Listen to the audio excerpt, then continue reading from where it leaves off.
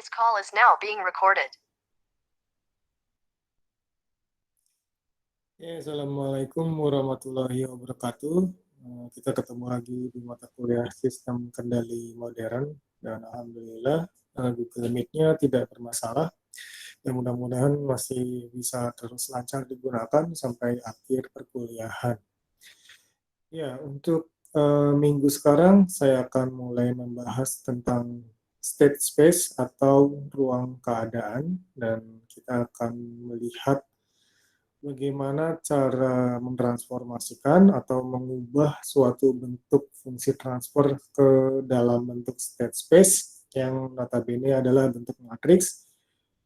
Demikian juga sebaliknya ketika kita ingin mengubah suatu bentuk state space atau bentuk ruang keadaan ke bentuk fungsi transfer biasa. Oke, kita lihat dulu ya. Jadi di sistem kendali kontinu dan juga sistem kendali diskrit, kita udah belajar tentang metode fungsi transfer biasa, di mana untuk metode fungsi transfer ini ya kita tahu persamaan output dan inputnya. Maksudnya apa? Maksudnya kita tahu kalau misalkan sebuah sistem dengan pengontrol itu dikasih input sekian, maka output yang diharapkan akan seperti apa.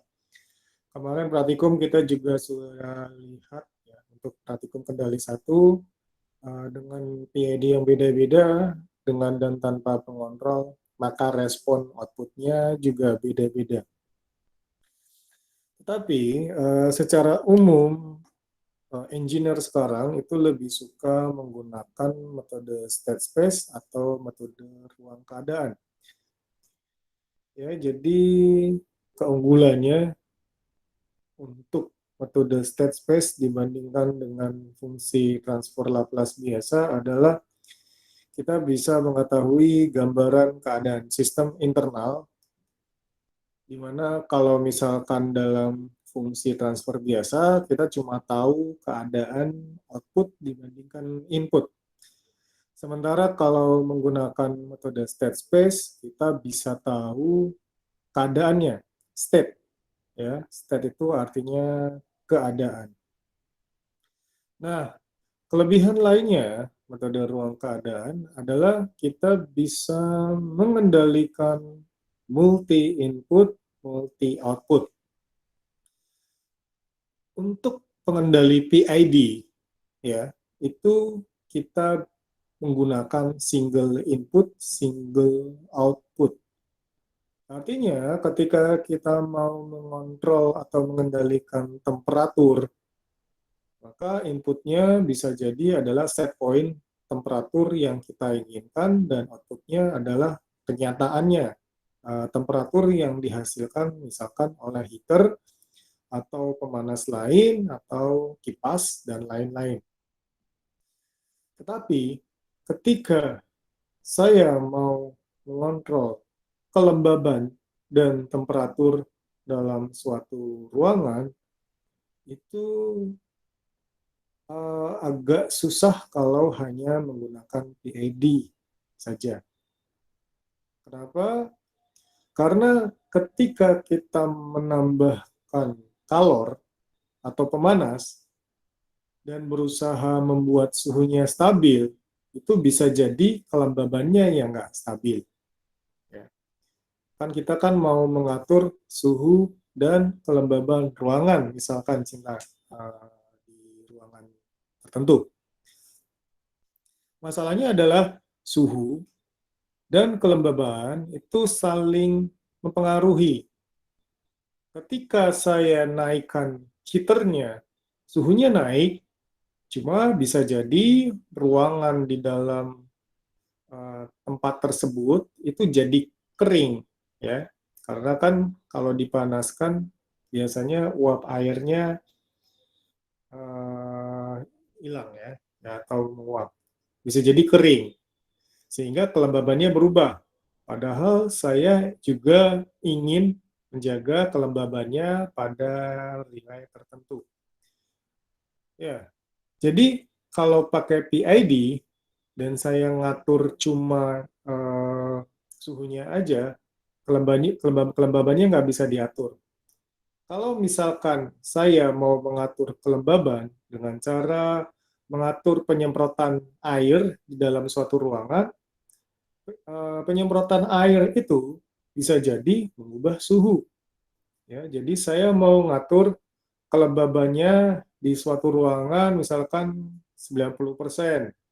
Saya semprotkan airnya dengan volume sekian. Saat kelembabannya stabil, bisa jadi suhunya turun karena disiram air. Itu adalah kelemahan ketika kita menggunakan PID saja pada saat kita mau mengatur suhu dan kelembaban. Variabel yang satu akan mempengaruhi variabel yang lain dan menyebabkan variabel yang tidak dikontrol itu jadi nggak stabil. Fuzzy atau logika fuzzy atau kendali fuzzy bisa sebenarnya untuk mengendalikan MIMO. Kelemahannya, fuzzy itu terlalu banyak trial dan error. Kita kan coba-coba. Fuzzy itu kan kendali yang banyak nyoba-nyoba. Kita nyoba membership function yang ini, kita nyoba rule-nya ada berapa macam, kita nyoba apa namanya fungsi keanggotaan yang ini dan lain-lain. Kalau misalkan hasilnya udah paling bagus, ya kita pakai pengendali dengan settingan tertentu, pakai fuzzy tadi. Ya, seperti saya bilang tadi, nyoba-nyoba single input, single output, misalkan tadi pada pengaturan temperatur, itu kita nyoba-nyobanya bisa berkali-kali. Kalau MIMO itu bisa jadi akan terlalu banyak trial and error-nya. Itu bisa stres di situ. Nyoba yang ini, kendali temperaturnya sama kelembabannya nggak stabil-stabil, nggak ketemu-ketemu titik temunya yang paling optimal. Karena apa? Karena ya nggak ada aturan bakunya. Kita udah apa namanya nentuin seenaknya range suhu kalau dingin sekian, kalau sedang sekian, kalau panas sekian, fungsi keanggotaannya kita tentukan sendiri. Terus bentuk kurvanya mau trapesium kita tentukan sendiri. Aturan rule-nya mau pakai N, mau pakai OR, tentukan sendiri. Mau pakai Mamdani, Sugeno, itu kita tentukan sendiri. Ya, itu bisa berminggu-minggu nyari settingan yang paling pas untuk SISO. Kalau MIMO, ya mungkin berbulan-bulan. Ya, tergantung ketekunan juga sih. Tapi kelemahan dari sistem yang responnya lambat, itu kan sekali trial, sekali nyoba itu bisa jadi butuh waktu 1 atau 2 jam, atau 1 jam ya. Kecuali kalau mau mengontrol respon yang lebih cepat, misalkan motor DC atau cahaya. Kalau suhu kan responnya lambat, sekali trial itu bisa 1 jam, dan kalau gagal ya harus mulai dari ulang lagi. Dan masalahnya adalah kita juga harus nunggu pemanasnya dingin dulu dan lain-lain. Yaitu masalah teknisnya. Jadi untuk pengendali MIMO, ya kalau misalkan nanti skripsinya mau mengendalikan banyak hal, ya MIMO itu multi input, multi output. Contohnya misalkan di pengendali temperatur dan kelembaban pada telur ayam. Telur ayam itu butuh menetas pada suhu sekian dan kelembaban sekian. Saya mau mengatur temperatur dan kelembaban sehingga si telur ayam itu bisa menetas tanpa pakai ayam. Maksudnya induknya bisa jalan-jalan dan nanti menetas sendiri. Itu mungkin nanti jadi latar belakang ya biar ibu ayamnya bisa jalan-jalan. Kita butuh membuat alat itu demi kebahagiaan si induk ayam, misalkan. Kalau menggunakan PID, akan susah ngaturnya. Karena ketika satu variabel stabil, yang lain nggak stabil. Suhunya pas, set point tercapai, kelembabannya enggak. Kelembabannya pas, persennya tercapai, suhunya enggak. Kalau mau pakai fuzzy, itu bisa stres karena trial dan error terus. Ya.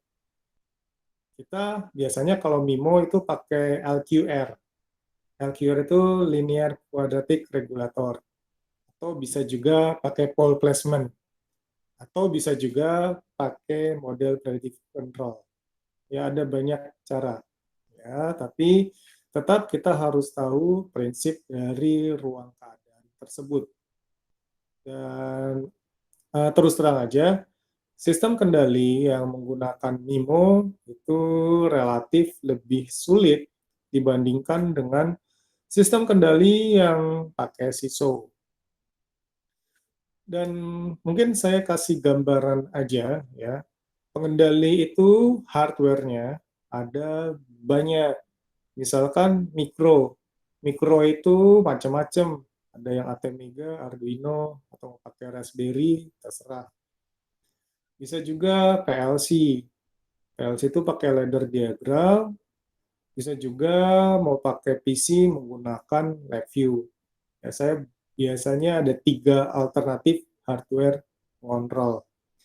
Mau pakai mikro, Arduino, dan lain-lain, berarti harus tahu pemrograman paling tidak bahasa C. Kalau mau pakai PLC, harus bisa ladder diagram. Kalau misalkan mau pakai LabVIEW, itu harus bisa diagram blok di LabVIEW. Oh ya, satu lagi, bisa juga pakai MATLAB, tapi MATLAB-nya itu dihubungkan ke hardware luar, misalkan pakai mikro atau pakai PLC.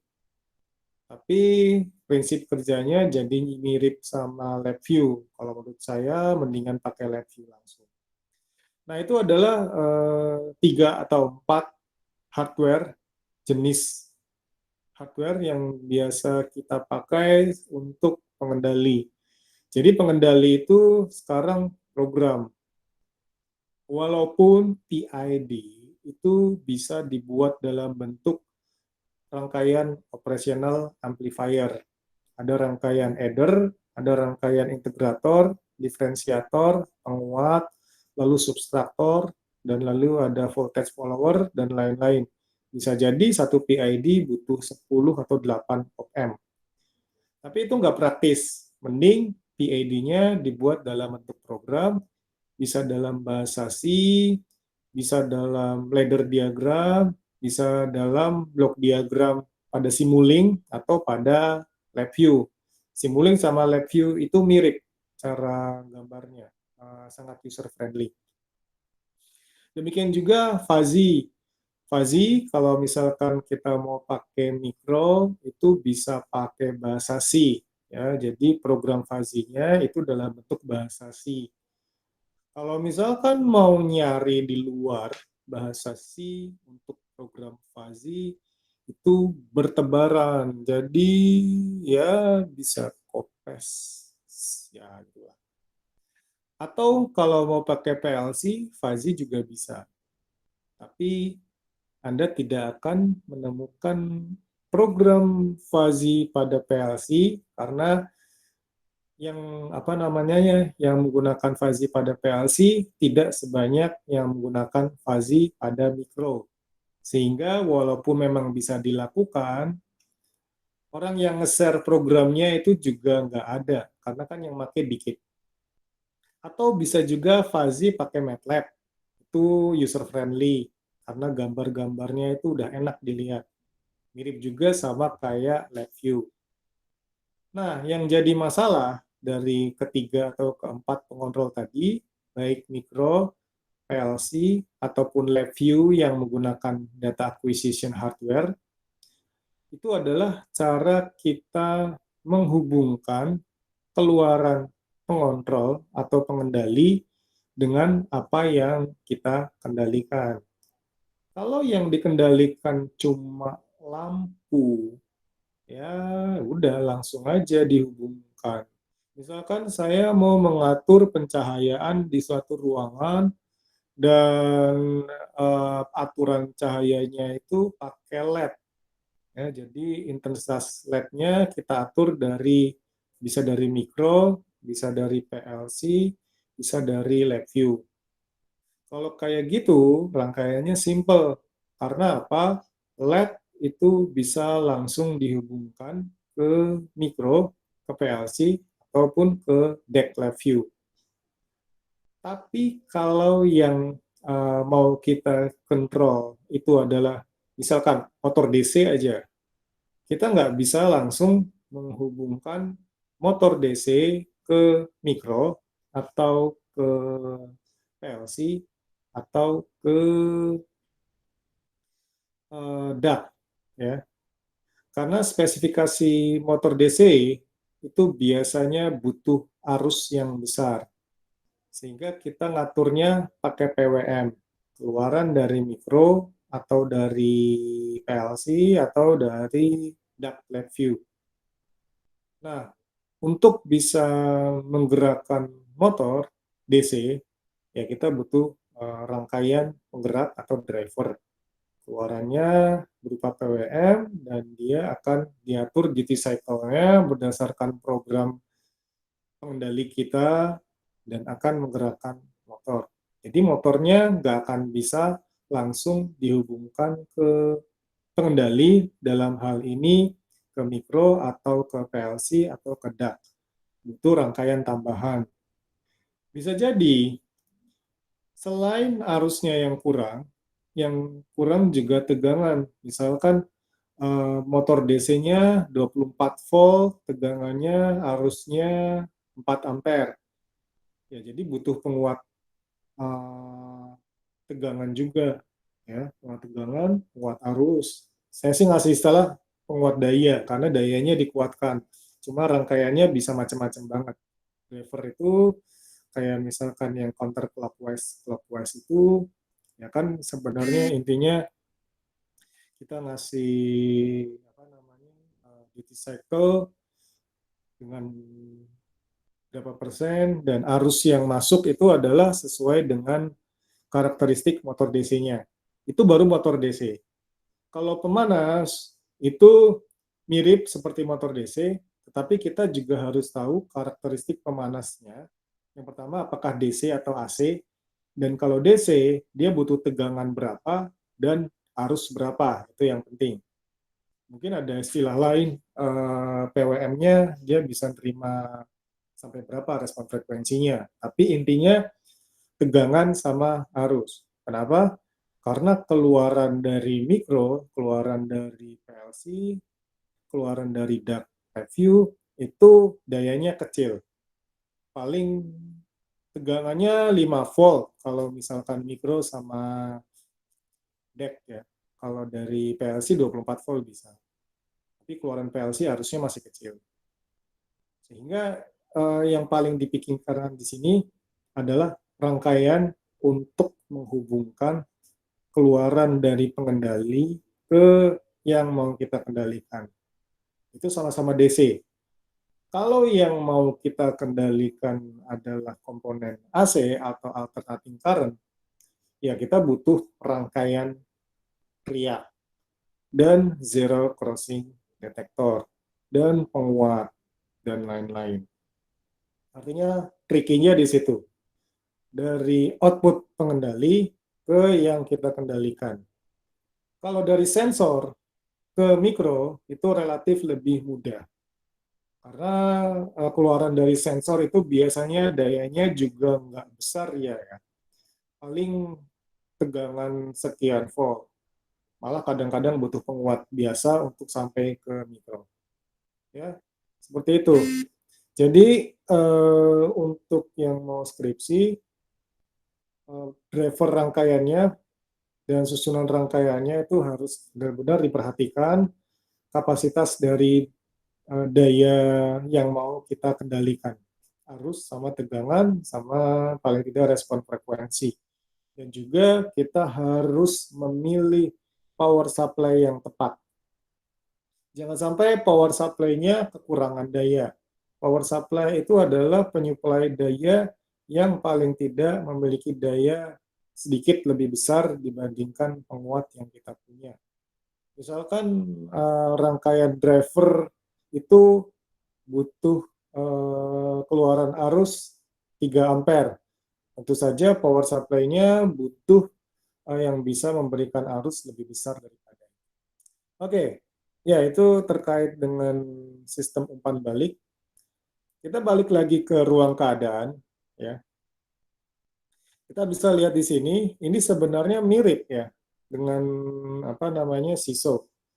Untuk controllernya kita DS istilahnya, tapi di sini apa namanya kita bisa lihat ruang keadaannya dan keunggulan-keunggulan ruang keadaan dibandingkan metode biasa.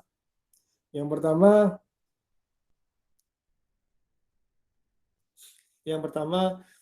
dia bisa menggambarkan dinamika sistem ya dan juga dapat menganalisis sistem yang memiliki keluaran jamak atau MIMO. Ya, tadi saya udah kasih contoh penetas telur yang butuh masukan berupa temperatur dan kelembaban, dan bisa jadi kita mengatur pemanas untuk temperaturnya, kipas untuk mendinginkan. Jadi temperaturnya bisa dinaikkan, bisa diturunkan. Naikinnya pakai pemanas, turunnya pakai kipas. Kelembabannya bisa dinaikkan dengan menyiramkan air dan diturunkan dengan menyiramkan pasir kuarsa. Jadi gitu contohnya. Ya, ada penetas telur, inputnya butuh temperatur sama kelembaban nilai tertentu, ngatur temperaturnya dengan cara memanaskan pemanas atau menghidupkan kipas untuk mendinginkan. Untuk mengatur kelembaban, kita bisa menggunakan siraman air atau pasir kuarsa. Itu contoh penetas telur. Nah, contoh-contoh untuk pengontrol MIMO lain itu ada banyak. Ya, misalkan tangki, saya mau mengatur flow sama suhu, misalkan suhunya harus stabil, tapi flow-nya juga harus stabil. Itu ada banyak, nanti saya kasih tugas untuk nyari contoh MIMO. Kelebihan MIMO lain adalah dia memperkenalkan ide geometri ke dalam persamaan diferensial. Ya, jadi kita bisa lihat kalau pada fisika itu posisi sama kecepatan partikel itu kan bisa dijelaskan pakai bidang fasa atau phase plane. Nah, dan apa namanya kurva gerakan tadi, trayeknya itu bisa digambarkan sebagai kurva pada bidang fasa. Kalau misalkan trajektornya itu lebih dari 2 dimensi, itu kurvanya nggak bisa digambarin. Ya, karena kan kurva itu naik turun kiri kanan itu kan 2 dimensi. Nah, konsep jarak, ortogonal, dan garis-garis paralel ini bisa jelasin melalui visualisasi ODE atau Ordinary Differential Equation yang ada pada ruang keadaan. Jadi, metode ruang keadaan juga bisa lebih menggambarkan kurva trajektori dari sistem secara 3 dimensi. Kalau misalkan state space itu hanya 2 dimensi. Bisa dilihat kalau lihat kurva MATLAB, ya kan 2 dimensi. Ya, yang ke kanan itu waktu, yang atas itu outputnya. Ya, terus bentuknya bisa macam-macam, ada yang berosilasi, ada yang stabil atau enggak. Kalau state space bisa 3 dimensi. Nah, kelebihan lainnya, fungsi ruang keadaan atau state space dibandingkan fungsi transfer biasa, itu fungsi transfer biasa itu kan nggak bisa menggambarkan keadaan internal dari sistem. Dia cuma bisa tahu output dan input itu perbandingannya gimana dalam domain Laplace. Misalkan output per input sama dengan 5 per S kuadrat tambah 3S tambah 5. Itu adalah fungsi transfer. Sementara fungsi transfer, sementara pada ruang keadaan, kita bisa tahu keadaan atau state dari sistem. Ya, dan itu tentu saja akan lebih memberikan kita informasi yang lebih banyak terhadap sistem yang mau kita kendalikan. Nah, sekarang kita masuk ke deskripsi sistem dari ruang keadaan. Ya. Jadi untuk ruang keadaan itu punya 3 peubah atau 3 variabel, yaitu variabel untuk masukan. Peubah masukan itu maksudnya variabel masukan, itu notasinya adalah U. Ya, ingat ya, U. Input atau peubah masukan atau variabel input itu U, bukan X. Kalau misalkan di fungsi transfer kan biasanya Y itu output, X itu input. Kalau dalam ruang keadaan, U itu adalah input atau peubah atau variabel input. Keluaran tetap Y, ya, keluaran tetap Y, dan keadaan itu adalah X. Ya. Jadi ingat, input adalah U, variabelnya, output adalah Y, dan X itu adalah state atau keadaan. Itu kelebihannya. Jadi kita bisa tahu state dari sistem. Nanti jangan hitung juga, nanti ada X dot, X double dot, X triple dot, dan lain-lain. Itu keadaannya dalam fungsi diferensial. Oke. Jadi kita asumsikan ada sistem MIMO atau multi input, multi output dengan N integrator, R masukan, masukannya itu U1T, U2T, U3, dan seterusnya. Dan ada beberapa keluaran, Y1, Y2, Y3, T, dan seterusnya.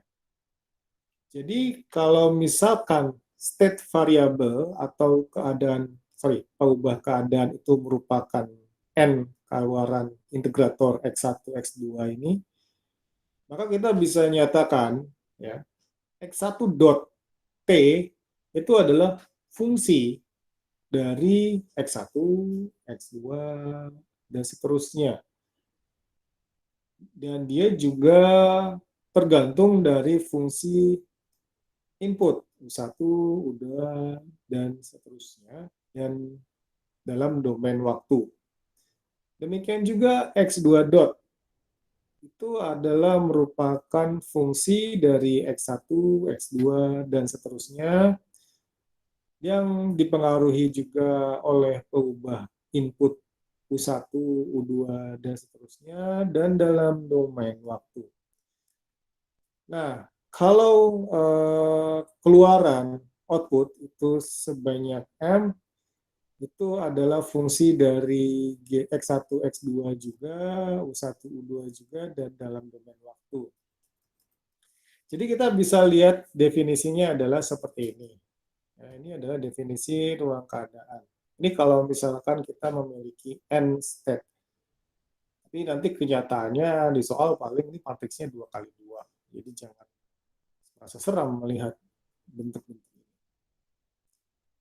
Ya, jadi ini adalah persamaan output.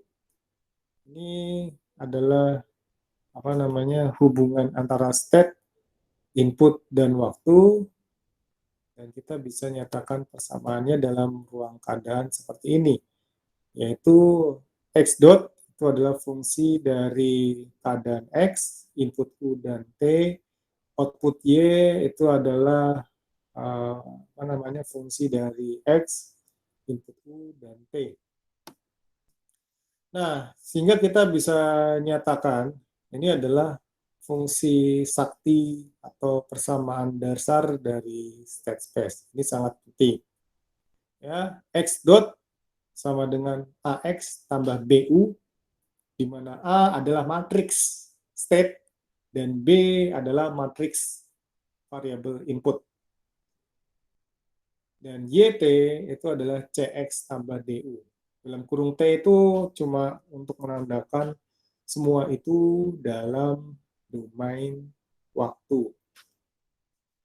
Ya, jadi kita bisa lihat matriks A itu adalah matriks keadaan, matriks B itu adalah matriks masukan, matriks C adalah matriks output atau keluaran, dan matriks D adalah transmisi.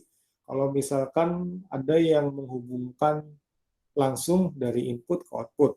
Tapi biasanya D itu 0 nilainya. Nah, kita bisa lihat contohnya pada rangkaian RLC, ya. Kalau misalkan masih ingat, kan persamaan rangkaian RLC itu adalah LC D kuadrat V2 per DT kuadrat tambah RC dV2 per DT tambah V2 V1. Ya. Ya, jadi kalau misalkan kita definisikan dan kita misalkan, jadi nanti kalau misalkan kita mau mendefinisikan ruang keadaan, kita pakai pemisalan. Di sini kita misalkan X1 sama dengan V2, artinya apa? V2 dot itu adalah turunan V2 terhadap waktu atau dV2 per dt. Ya, saya kasih nama V2 dot, itu jadinya X1 dot. Dan kita misalkan lagi X1 dot itu sama dengan X2. Sehingga X2 dot, X2 ada satu dot di atasnya, itu sama dengan V2 ada 2 dot di atasnya. X2 dot itu maksudnya berarti dx2 per dt, dan V2 dot double dot itu artinya d kuadrat V2 per dt kuadrat. Nah, kita bisa lihat di sini, ya, kan X1 sama dengan V2. V2 dot sama dengan X1 dot sama dengan X2. X2 dot sama dengan V2 dot. Nah, ini kita langsung pisahin aja, gitu kan. Ini kan ada persamaan LC D kuadrat V2 per dt kuadrat tambah RC dV2 per dt tambah V2 sama dengan V1. Nah, kita udah mau mendefinisikan nih. Kan kita udah tahu, ya, dV2 per dt itu adalah V2 dot. V2 dot. Lalu V2 itu apa namanya? X1. Jadi kita nanti ganti ini aja, ganti variabel aja. Jadi di sini LC D kuadrat V2 per dt kuadrat sama dengan V1 min RC dV2 per dt min V2. Ya. Jadi gambarnya akan seperti ini. Ini gambarnya akan seperti ini. Ini adalah input U, ini adalah output Y, dan ini adalah keadaan. Ini adalah transmisi, D itu adalah matriks transmisi yang menghubungkan dari input ke output. B adalah matriks untuk input, jadi nanti masukannya itu kita kalikan dengan matriks B. Ya, lalu ini X dot adalah state. Jadi kalau misalkan dalam fungsi transfer biasa, kita nggak terlalu merhatiin ini. Tapi kalau dalam state space, kita perhatiin ini. Ini adalah integral. X dot adalah turunan. Turunan diintegralkan jadi variabel itu sendiri. Ya, dan dia diumpan balikan dengan matriks A. Nah, di sini dia dioperasikan, bisa penjumlahan, bisa pengurangan. Outputnya itu dikalikan dengan matriks C dan dijumlahkan dengan D atau dikurangkan dengan D untuk dapat nilai akhir dari outputnya. Ini adalah blok diagram sakti dari state space. Blok diagram sakti dari state space. Ya, ini bisa dari persamaan ini. Nah, kita bisa melihat di sini, ya. Ini adalah persamaan state space dari ruang keadaan tadi. Kenapa bisa seperti ini? Kan kita ngelihat ya. X1 dot jadi sama berapa? Ya. X1 dot sama dengan X2. Ya, Ya, X1 dot sama dengan X2. Ya udah kan, X1 dot sama dengan 0x1 tambah 1x2 tambah 0. Berarti X1 dot sama dengan X2. Ya. Ingat ya, cara membaca matriks itu harusnya sudah khatam dan sudah ngotot pada waktu kuliah aljabar linear. Kalau udah lupa, tolong diingat lagi. Jadi kalau perkalian matriks seperti ini dengan yang ini, berarti ini dikalikan dengan yang atas, dijumlahkan dengan yang ini, dikalikan dengan yang bawah. Jadi X1 dot sama dengan 0 kali X1 tambah 1 kali X2 ditambah 0. Apakah benar? Ya benar. Kan ini definisinya. X1 dot sama dengan X2. Nah, sekarang kita ngelihat X2 dot sama dengan berapa? Ya. Kita ngelihat di sini. V2 dot itu kan sama dengan X2. Ya. Dan V2 sama dengan X1. V2 sama dengan X1. Dan V1 itu sama dengan UT. Ya. V1 kan ini. Ini U. Ya. Kalau ini kan variabel input, berarti U. Berarti X2 dot sama dengan R per L dikali V2 dot, di mana V2 dot adalah X2. Jadi ini sama dengan R per L dikalikan X2. Dikurangi 1 per LC dikali V2 yang merupakan X1. Jadi ini sama dengan dikurangi 1 per LC kali X1. Tambah 1 per LC kali V1, di mana V1 adalah U. Jadi nanti persamaannya adalah X2 dot, X2 double dot. X2 dot ya. Maksudnya ini dotnya 1. X2 didotin itu sama dengan R per L dikali X2 dikurangi 1 per LC dikali X1 tambah 1 per LC dikali U. Dan ini adalah matriksnya. Ini kan seperti ini ya. Ini kan min 1 per LC dikali X1 min R per L kali X2. Ya. Itu adalah apa namanya? Ini min ya. Ini harusnya min. Ini ada salah di sini. Ini min R per L dikali V2. Kan ini dipindahin semua ke sana. Kita pindahin semua ke sana. Jadi nanti ketemunya gini. Ya.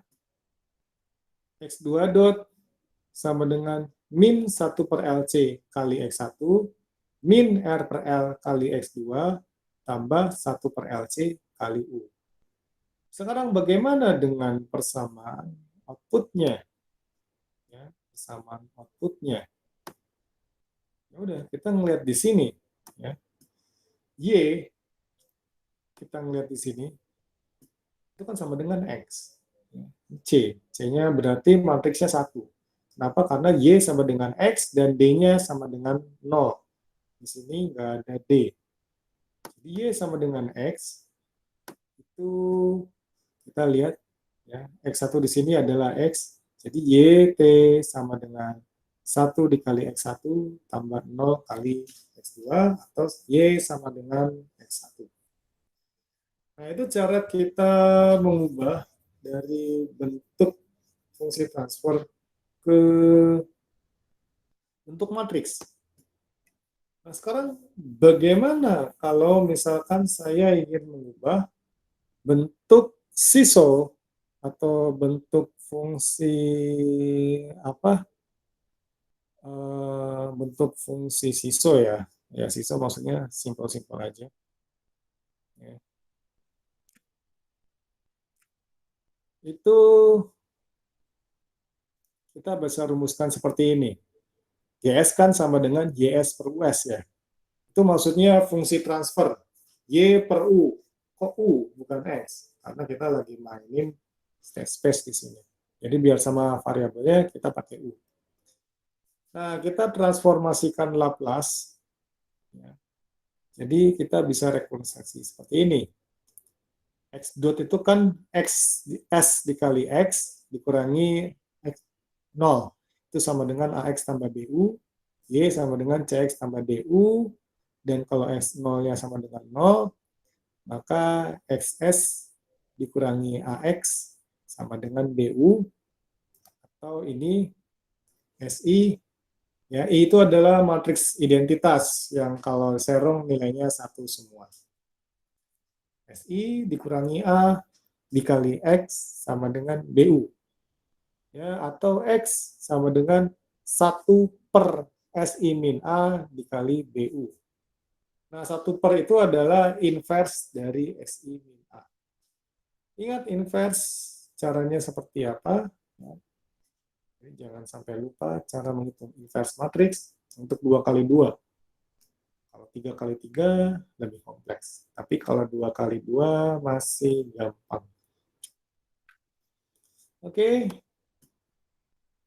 Kita lihat ini substitusinya 315. Ini akan menghasilkan GS sama dengan GS US.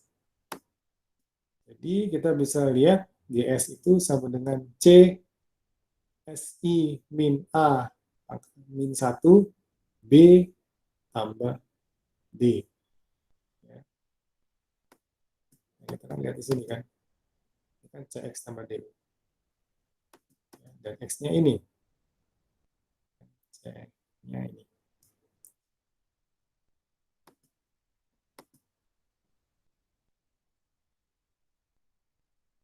Oke, sekarang kita lihat diagram blok dari ruang keadaan. Ya. Diagram blok dari ruang keadaan. Nah, misalkan ada blok diagram, ya, dan dia memiliki persamaan diferensial d kuadrat y per dt kuadrat tambah 4dy per dt tambah 3y sama dengan 2u. Jadi inputnya adalah 2. Ini adalah 2u, dan ini adalah persamaan sistemnya. Nah, kalau misalkan kita dapat fungsi seperti ini, kita langsung memisalkan. Y dot sama dengan X1, maka Y sama dengan X2. Ya, Y dot sama dengan X1, Y-nya itu X2, maka X1 dot itu sama dengan Y titik 2 di atas. Nah, berarti kan Y titik 2 di atas itu sama dengan X1 dot. X1 dot sama dengan 2U dikurangi 4Y dot dikurangi 3Y.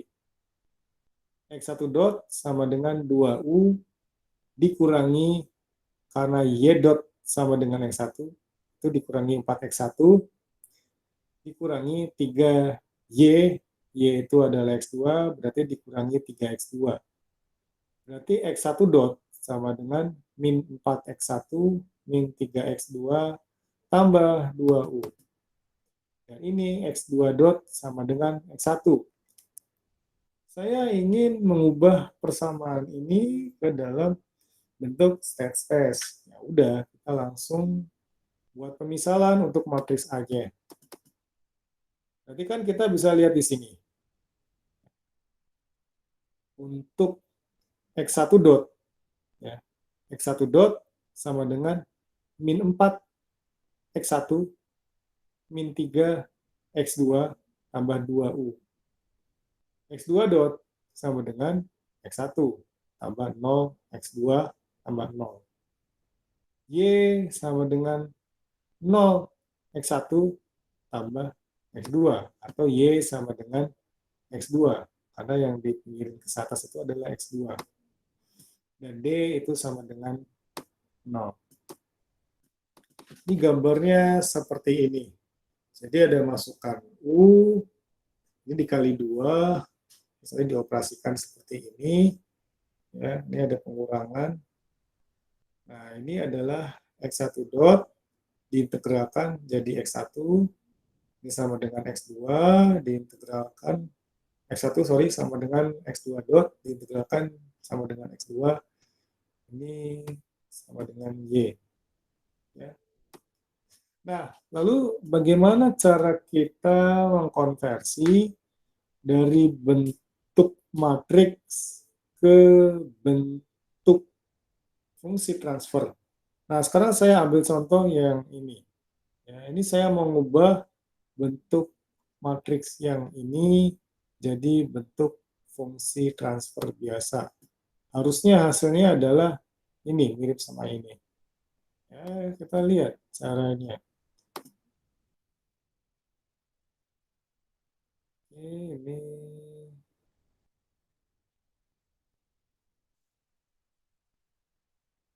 saya cari dulu.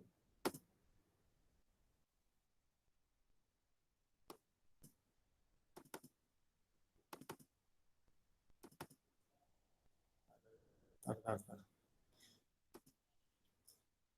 Tadi kayaknya... Oke, bentar. Saya stop share dulu.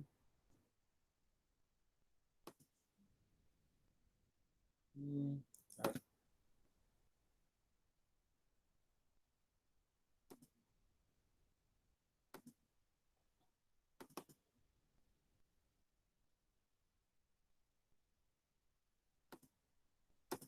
Ya udah.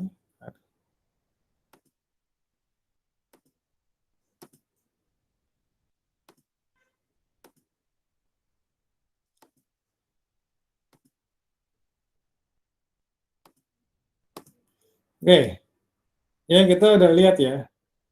Ini kan sama dengan C dalam kurung SI min A di inverse dikali B sesuai dengan persamaan ini.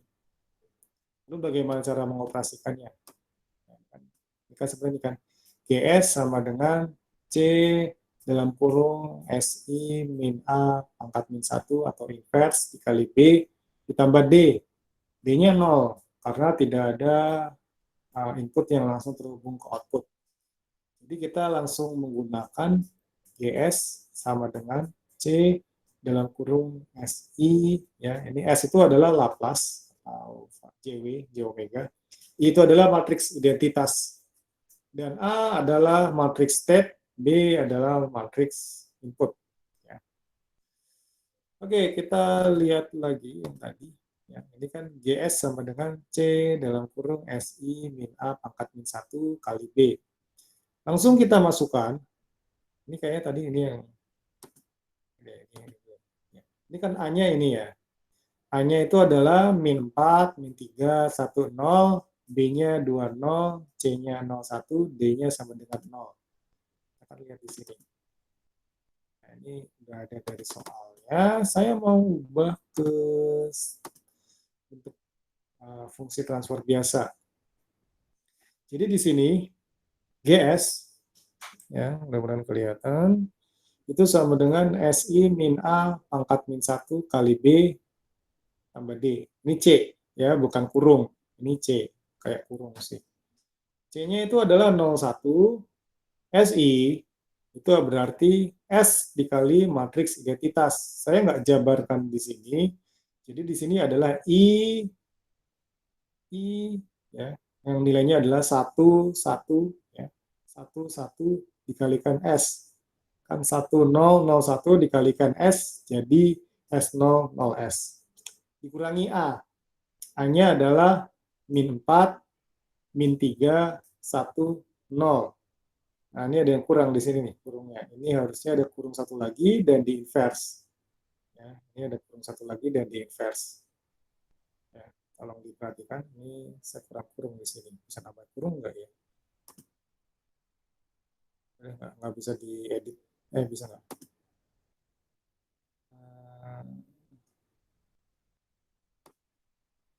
Soalnya takutnya dikiranya di inverse cuma A doang. Bukan. Nah, ini.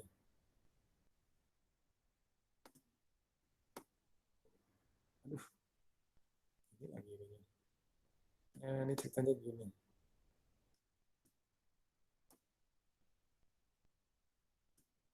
Ini ya. Jadi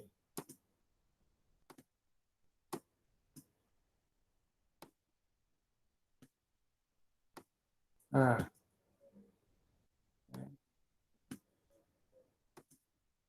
aduh, ya maksudnya di sini ada kurung. Ya, juga. Ya, ada kurung di sini. Jadi ini dikurangin, ya, dikurangi dulu baru di inverse. S min 4 itu adalah S tambah 4, 0 min 3 adalah 3, 0 min 1 itu min 1, S min 0 adalah S. Nah ini ketika udah habis dikurangin baru di inverse. Ya. Jangan lupa dikalikan dengan B20 di sini. Nah, sekarang saya mau mencari inverse dari S tambah 4, 3, min 1, 5.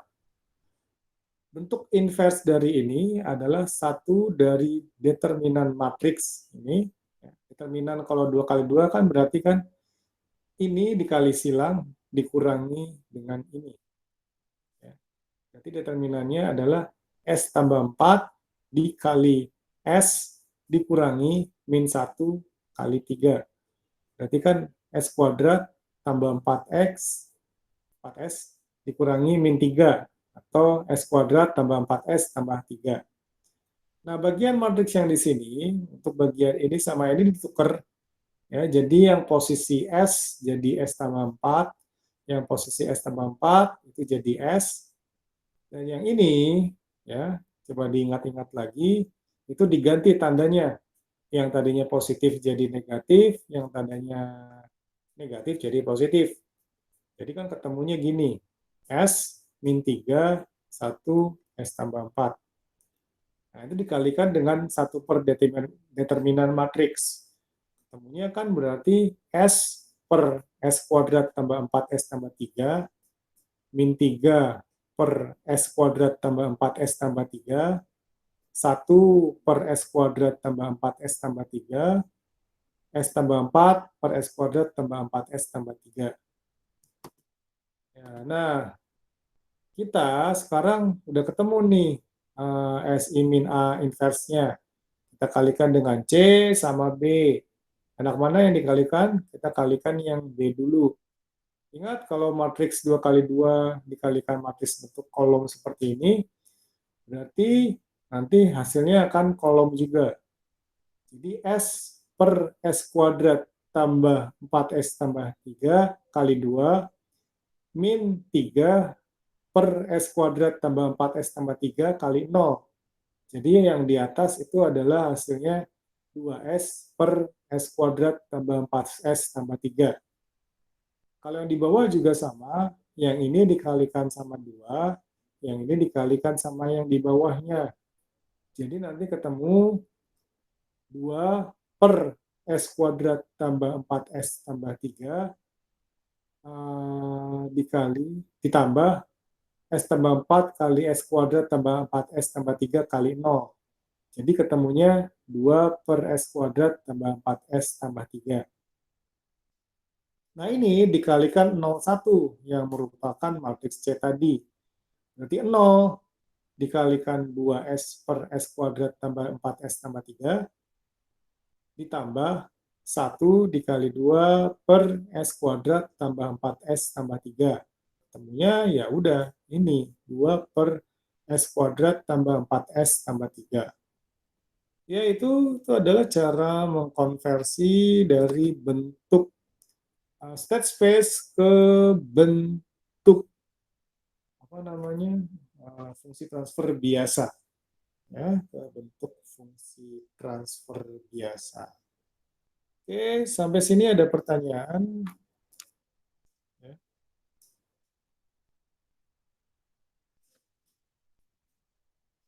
Halo.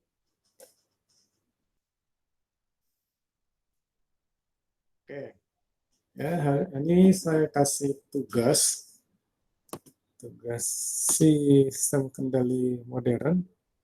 Yang pertama, beri contoh sistem yang menggunakan multiple input dan multiple output. Ya. Terus yang kedua, ubahlah matriks ini menjadi dalam bentuk fungsi transfer yang jika diketahui matriks A-nya adalah ini, B-nya adalah ini, dan C-nya adalah ini. Ya, SYZ. SYZ-nya ada di sini. Dan yang nomor 3, ubahlah persamaan diferensial di bawah ini menjadi bentuk state space. Ini mirip sama yang ini. Ya. Ini mirip sama yang ini. Tapi kita nggak pakai dot. Jadi sebenarnya di sini 5 itu adalah 5U. Ya, artinya ini adalah nilai dari U-nya. Ya, adalah 5. Ya, ini D kuadrat Y per DT kuadrat itu artinya Y double dot. Min X, Y dot, min Z, Y. Ya, ini mirip sama yang ini. Cara konversinya jadinya nanti akan mirip sama ini. Oke, ada pertanyaan? Untuk nomor presensinya gimana, Pak? Oke, nomor presensi 1 sampai 12. Ya, nanti saya kirim di LMS lagi biar apa namanya? Biar bisa dilihat di situ. Oke. Ada pertanyaan lagi? Cukup, Pak. Oke. Oh ya, ini kemarin saya udah bilang kalau misalkan ada yang mau nanya-nanya terkait skripsi, mungkin sekarang waktu yang paling tepat ya. Ya, saya kasih waktu sekarang aja. Siapa yang mau bertanya terkait dengan proposal atau metopel atau teman-temannya terkait skripsi, ya silakan langsung aja.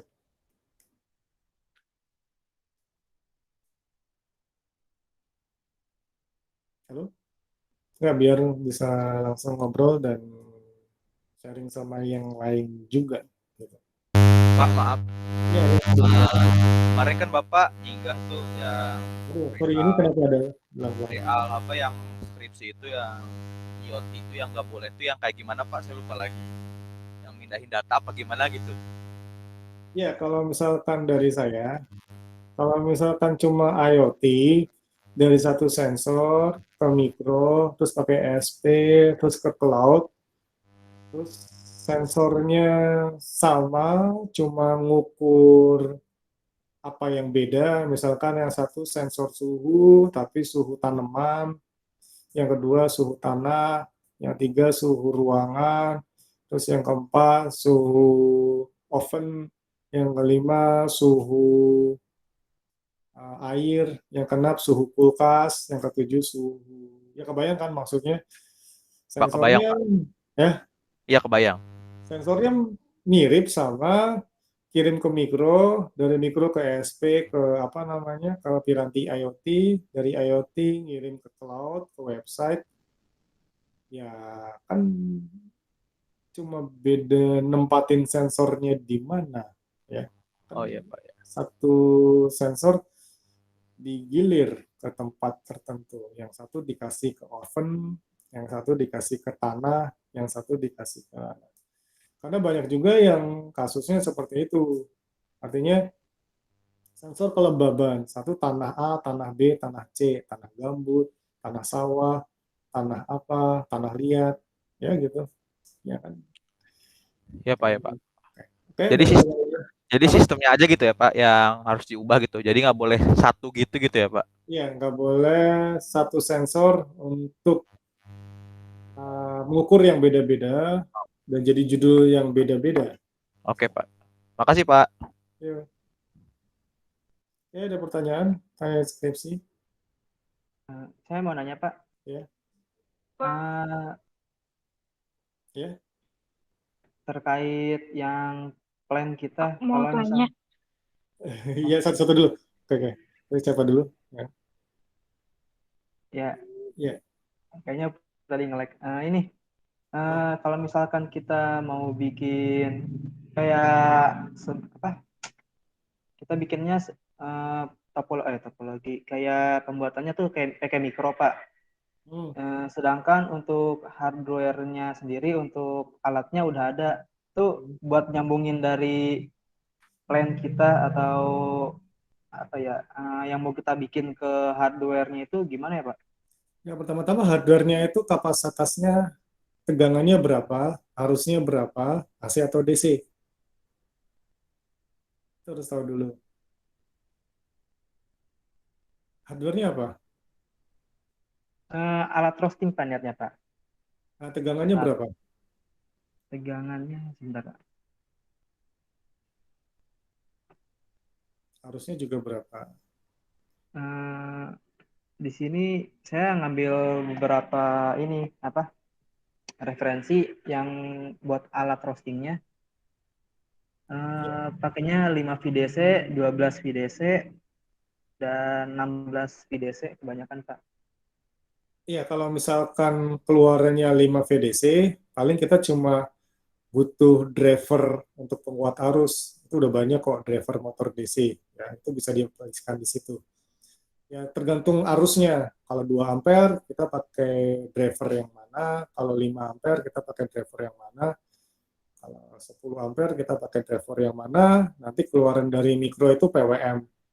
Gitu. Tapi Oh, itu DC atau AC kan? Kalau DC kayak gitu aja. Tapi DC kalau Pak. misalkan keluarannya mau pakai tegangan 16 volt, keluaran dari mikro itu kan cuma 5 volt. Ya. Jadi selain driver, kita juga butuh penguat tegangan. Jadi dihubungkan ke penguat tegangan dulu, baru ke driver untuk penguatan arus. Oh, Kalau oke AC Pak. nanti butuh zero crossing detector sama ini apa triak, rangkaian triak untuk mengkonversi dari DC ke AC. Oke, lanjut ya. Ini kan saya udah ada apa lihat-lihat buat hardware-nya ya Pak. Hmm. Untuk prototipenya pakai mikro, kira-kira itu nyambunginnya antara mikronya itu ke pemanasnya itu kayak gimana Pak? Ya kan kayak tadi, Oh, nah, keluarin pin dari mikronya itu kan biasanya tegangannya maksimal mungkin 5 volt ya, tergantung jenis mikronya. Ya dari situ kita pakai penguat tegangan dulu. Kalau misalkan roastingnya itu butuh tegangan lebih besar dari 5 volt. Kalau 5 volt kita langsung masukin ke driver aja. Driver untuk penguat arus yang apa namanya yang bisa menghasilkan arus sekian ampere ya, dan keluaran dari mikronya PWM. Jadi nanti butuh nambahin komponen apa sih ada LN sekian gitu contohnya. Tapi kita harus tahu kapasitas arusnya untuk roastingnya itu berapa ampere. Nah, kita sesuaikan dengan driver penguat arus yang mau dipakai. Ini kita tinggal hubungin ke pin aja. Oke, oke Pak. Terima kasih Pak. ya. Oke, ada pertanyaan lain? Tadi kayaknya ada yang mau nanya. Pak, mau tanya, Ya, ya, ya. kalau semisal kendali penyiraman tanaman otomatis menggunakan logika fuzzy itu boleh nggak, Pak? Boleh. Cuma Yang masalahnya diukur itu kalau ngeban tanah. boleh, boleh, boleh. Karena sebelumnya aja cuma ngukur kelembaban itu bisa, apalagi ngendaliin. Ngendaliin kan lebih susah. Dan paling tidak ini masih SISO, nggak sesusah kalau MIMO. Cuma berarti yang diatur apanya? Valve-nya, keluaran untuk airnya atau gimana? Iya, Pak. Cuma kelembaban tanah. Niatnya sih ada yang diukur tuh pH tanah. Cuma di lab itu ada untuk alat pengukur pH atau sensornya nggak, Pak? Kalau pengukur pH sebenarnya ada banyak, cuma bagaimana cara kita mengatur penambahan pH sama pengurangan pH di tanah itu yang jadi agak masalah. Kan pH-nya perlu bisa dinaikin, diturunin. Nah, kira-kira apa yang bisa digunakan untuk naikin pH dan apa yang digunakan untuk nurunin pH? Itu relatif lebih susah untuk apa namanya untuk melakukan pengaturan. Tapi kalau kelembaban lebih gampang, karena kan kita tinggal mengatur semprotan siraman air dan mungkin kita kasih pengering yang lain. Gitu. Baik, Pak. Oke. Terima kasih. Ya. Oke, ada pertanyaan lain?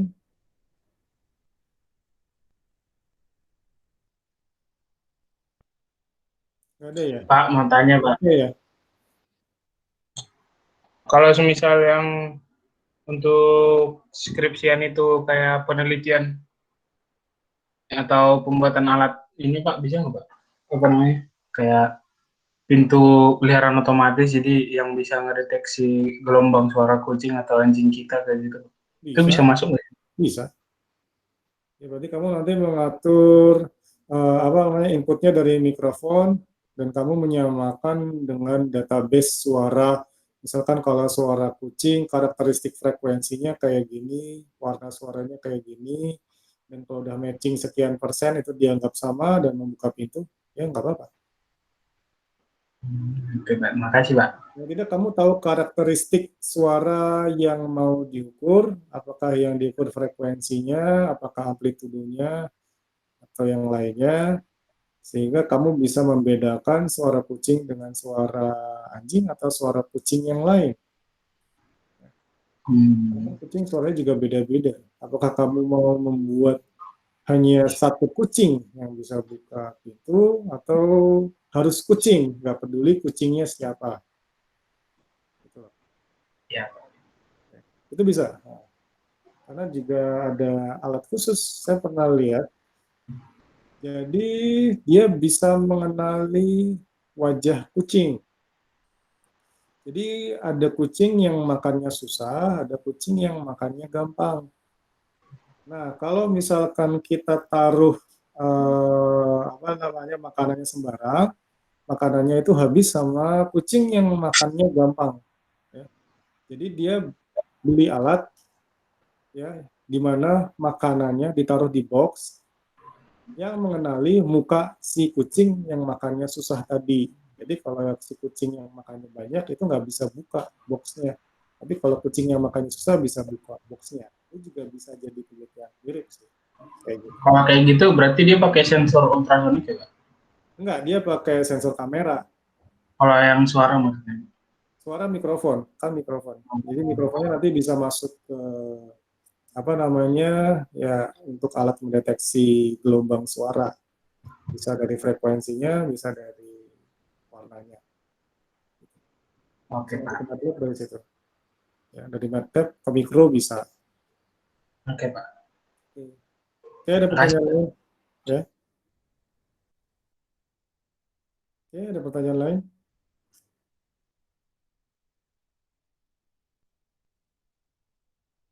Oke, nggak ada ya. Oke, kalau nggak ada, cukup sekian pertemuan hari ini. Saya matikan dulu rekamannya. Nanti saya upload. Oh ya, untuk kuliah-kuliah sebelumnya juga sudah saya upload di YouTube. Jadi bisa dilihat di channelnya. Karena banyak, jadi saya nggak bisa share satu-satu, itu bisa